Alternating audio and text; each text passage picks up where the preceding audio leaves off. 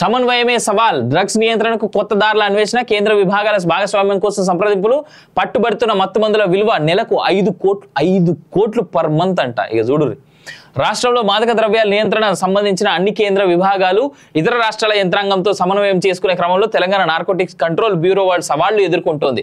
రాష్ట్రంలో ప్రతి నెల సగటున 5 కోట్ల విలువైన డ్రగ్స్ ను అధికారులు పట్టుకుంటున్నారు. అంటే రోజుకు సుమారు 16 లక్షల విలువైన సరుకు బయటపడుతోంది.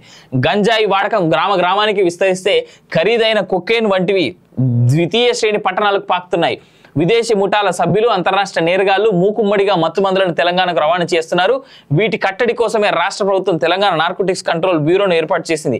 ఇది గత ఏడాది మే 31వ తేదీ నుంచి పని మొదలు పెట్టగా ఇప్పటి వరకు 70 కోట్ల విలువైన డ్రగ్స్ పట్టుకున్నారు. 790 కేసులు నమోదు చేసి 1556 మందిని అరెస్టు చేశారు. విదేశాలు, ఇతర రాష్ట్రాలతో లింకులు. తెలంగాణలో వినియోగించే మత్తుమందులు 90% వరకు ఇతర రాష్ట్రాలు, విదేశాల నుంచి దిగుమతి అవుతున్నాయి.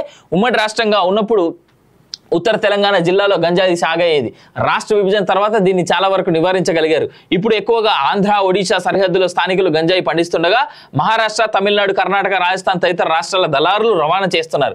ముంబై, బెంగళూరు, గోవా వంటి ప్రాంతాల్లో తిష్ట వేసిన ఆఫ్రికా దేశీయులు కొకైన్, హెరాయిన్లను రాష్ట్రానికి తరలిస్తున్నారు. లాటిన్ అమెరికా దేశాల్లో తయారవుతున్న సరుకును వారు హైదరాబాద్ తీసుకొస్తున్నారు. ఇతర దేశాల నుంచి సరఫరా అవుతున్న మత్తుమందులను అంతర్జాతీయ నిఘా సమాచారం ఉన్నప్పుడే కేంద్ర నార్కోటిక్స్ కంట్రోల్ బ్యూరో, కస్టమ్స్ వంటి విభాగాలు పట్టుకోగలుగుతున్నాయి అంటూ చూస్తా ఉన్నాం. ఈ డ్రగ్స్, గంజాయి వీటికి సంబంధించి చాలా పెద్ద ఎత్తున కంట్రోల్ చేయాల్సినటువంటి బాధ్యత మన నార్కోటిక్స్తో పాటు పోలీసుల వాళ్ళ మీద కూడా ఉన్నది.